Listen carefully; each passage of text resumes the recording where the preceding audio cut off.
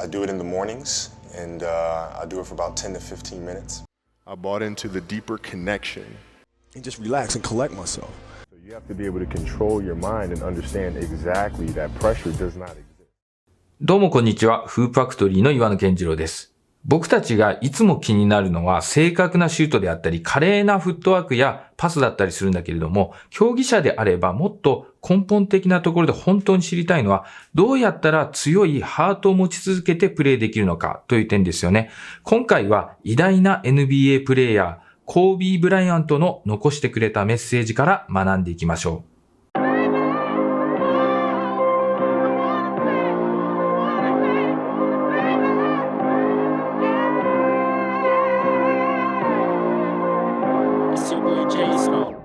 この動画のタイトルはコービーが残してくれたレガシー、人生の教え、成功とは、失敗とはですが、4回にわたって行うこのシリーズでは、ボールハンドリングやシュートなどといった目に見えるスキルではなく、メンタルタフネスに注目してみました。メンタルの強さというのもスキルの一つだと僕たちは考えていて、それはなぜかというと、人は誰でも最初から強いわけではなく、いろんな経験を経たり、精神的に強くなければ生きていけない環境に放り込まれていたり、そういった様々な要因が重なった上で気持ちの強い人間が作られるんじゃないかなと思います。もちろん遺伝子的なところもあるかとは思うけれども、大部分は環境の要因が強いと思っていて、誰だってそもそも生まれた時は強くないですよね。いろんな経験をして強くなっていくんじゃないかなと思います。だからメンタルが強くなる方法を知っておけば誰でも強くなれるんです。今回みんなに紹介するのはコービー・ブライアントの The DeepGame of コービー・ブライアントという動画で4回に分けてお伝えしますが、今回は第1回目となります。コービー・ブライアントですが、皆さんご存知のように2020年1月26日に事故で亡くなってしまったニュースはとてもショッキングで、みんなが特にバスケットを好きな人であれば誰もが深く悲しんだことでした。もちろん僕もニュースにびっくりしてすごく悲しい気持ちになったんですが、正直なところコービー・ブライアントという選手は試合での活躍などしか見たことがなかったので、どういう性格の選手といったところまでは知ってなくって、すごく悲しいんだけれどもどこか遠い世界のニュースに過ぎなかったんですよね。ところが今回メンタルタフネスの特集をするにあたってこの動画に巡り合うことになったんだけれども、コービーのことをものすごく好きになってしまいました。同時にこんな偉大な人を失ってしまったんだなと改めて悲しくなってしまいました。コービーのメッセージはバスケットボールプレイヤーだけでなく、夢に向かって取り組んでいる人たち全てに向けられているものです。何かに毎日打ち込んでいるけれども結果が出なくて落ち込んでしまっている人、仕事を精一杯頑張っているけれどもうまくいかなくって涙が出てしまう人、人生を生きていればいろんなことがありますよね。僕たち全ての人間に対してコービーは気づきを与えてくれます。自分の中で大事なことを自分自身で守っていくにはどういった軸を持って生きていけばよいのか、何が自分の中で成功と言えるのか、何が失敗なのか、これが分かれば僕たちは必ず心の真ん中の部分が強くなるはずです。真の強さを持ったバスケットプレイヤーとしてどんな状況でも安定したプレーができるようになるかなと思っています。成功した時でも失敗した時でも勝った時でも負けた時でも優勝した時でも1回戦で負けてしまった時でも、どんな時でも浮き沈みのないぶれない心を整えることがとても大事なんじゃないかなと僕は思います。4回のシリーズのうち今回は第1回目ですが、動画の詳しい内容については僕の説明ではなく、ぜひご自身の目と耳で感じてもらいたいので、今から本編動画の紹介に移りたいと思います。今回は前半で目の前にあることのみに集中する。後半で良いことも悪いことも全て受け止める。そういったことの重要性についてコービーが語ってくれます。こちらの出典元の動画を概要欄に記載してますので、ぜひオリジナルの動画もチェックしてみてください。それではコービーからのメッセージをどうぞ。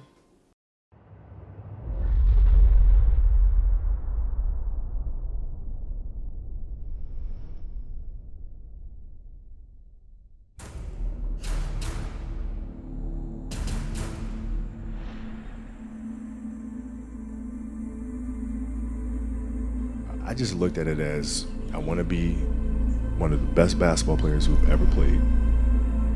That's the end goal. Okay, how do I get there? How do I get there? And every decision I made in my life was centered around the process of helping me eventually get there.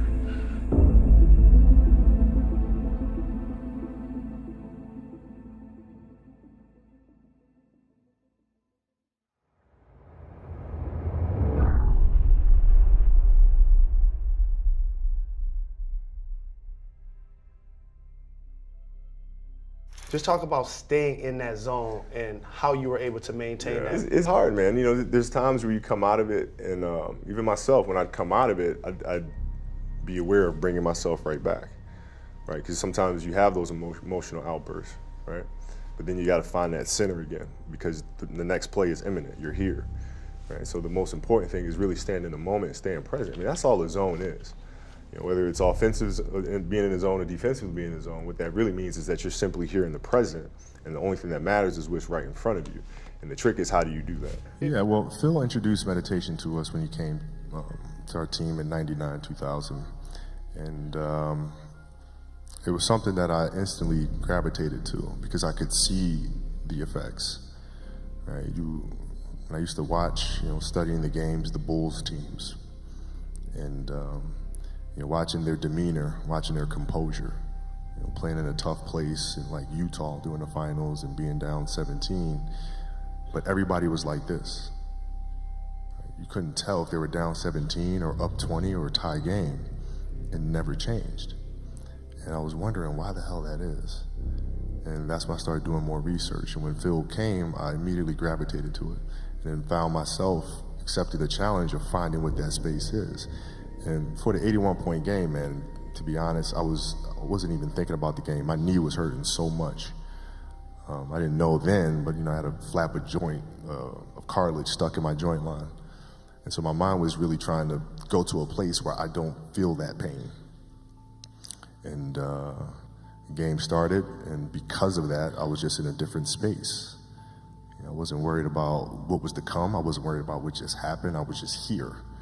And when you're just there in the moment, playing plays right in front of you, your focus is heightened because nothing else matters.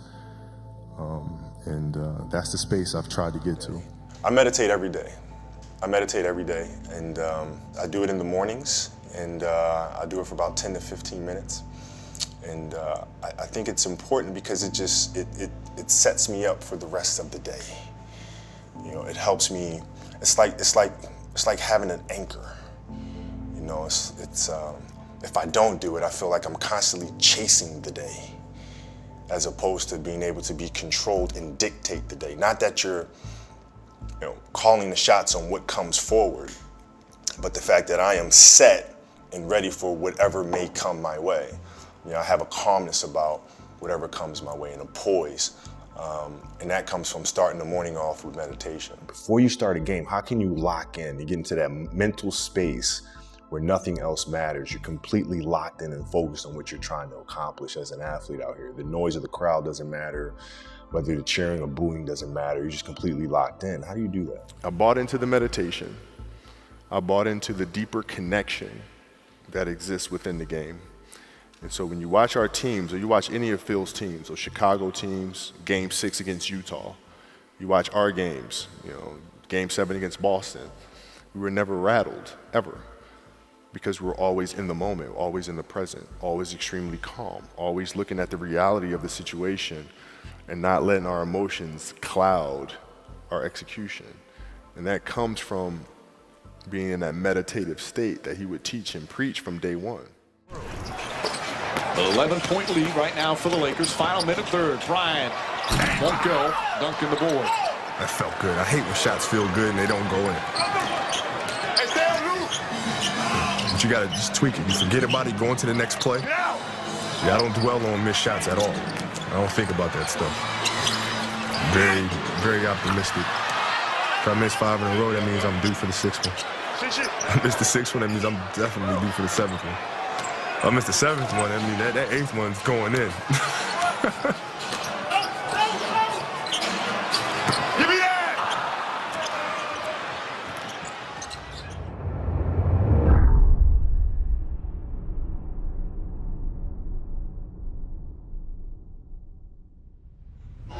tonight it got the best of me. I wanted it so bad, and sometimes you want something so bad it slips away from you. And my guys picked me up. I mean, I can't say enough about the Spaniard. But that guy's unbelievable, and just a hell of a player. And we wouldn't have won it without him. I know when I'm effing up. You know what I'm saying? So I can sit there in the locker room and just relax and collect myself. I think one of Phil's great attributes is that he knows when players need to hear something when they don't. And when they don't, he'll give you your space. And he knows how bad I wanted this. But the problem was I wanted it too much and I was exhausted. So it was just like, it was a no-win situation. I caught a ball at the top of the key late in the fourth quarter and just lost. I mean, just stuff like that. So when that happens, you got to try to step back, relax, and let the things flow. So what you have to understand is that those pressures are self-inflicted. They're self-made. It's the imagination. So you have to be able to control your mind and understand exactly that pressure does not exist. It does not exist. We create pressure ourselves. Whether somebody's watching or somebody's not watching, whether you make it or whether you miss it, you're going to get up the next day and you're going to learn and you're going to do it all over again. The cycle's just going to keep coming, whether you make it or miss it. So why worry about it?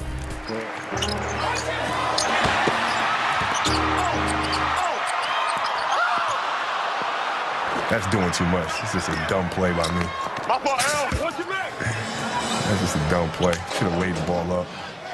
Damn it. It's fun. All this is, it's fun to me. There's no pressure in it. There's no fear. A lot of guys, I think, when they match up with other great players, there's a fear of embarrassment, to guard them, afraid that they might make you look bad. I really don't care. It's just fun going up against them. If you're playing a great player, of course it's going to make you look bad sometimes, but that's part of the game. It is what it is. First of all, when you try to block something out, you're just telling yourself you're just bringing more attention to it. By saying, don't think about this, don't think about that, you're going to think about it anyway. So what I try to do is I embrace it. It's like a cloud passing in the night, man. And you see it, it comes to you, and then there it goes, right? So when I have distractions or media requests or whatever the case may be, I see it, I recognize it, I understand it's there, now I let it go, right? So it's this constant cycle of things that happen. Instead of being rigid, just embrace it, just let it go. Take it, let it flow through you, and then let it pass. コービーが言ってることはとても本質的ですよね。前半では目の前にあることのみに集中することの大切さをコービーが説いていました。また後半では良いことも悪いことも目を背けずに全てそのまま受け止めることの重要性を伝えています。プレッシャーは自分が作り出す幻想であって、それにとらわれる必要はない。いい時でも悪い時でもそれをそのまま受け止めて、このそのままというのが意外と僕たちにとってはすごく難しくて大事なところなんだけれども、それを冷静に客観的に理解して分析して調整して次に進むことが大事ですよね。人生はただその繰り返しに過ぎないということです。だからシュートが入っても入らなくてもディフェンスで良いプレーをしても、あるいはターンオーバーをしてしまったとしても感情の起伏を激しくするのではなく、自分を心の中心に持ってきて冷静に事実だけを分析して次のプレーにつなげる。自分が作り出してしまった邪念に取られることなく、目の前にあること、今起こっているまたは起ころうとしているプレーだけ集中する、そういった心の状態を持っておくことがとても大事だと思います。僕たちはどうしても結果を気にしすぎちゃうんですよね。周りからの評価にとらわれているんです。結果はもちろん大切です。でも本質的にもっともっと大事なのは自分が持つ自分に対する評価なんだとコービーは強く訴えかけています。次回は感情の整え方、結果に対する考え方についてコービーが自分自身の言葉で伝えてくれます。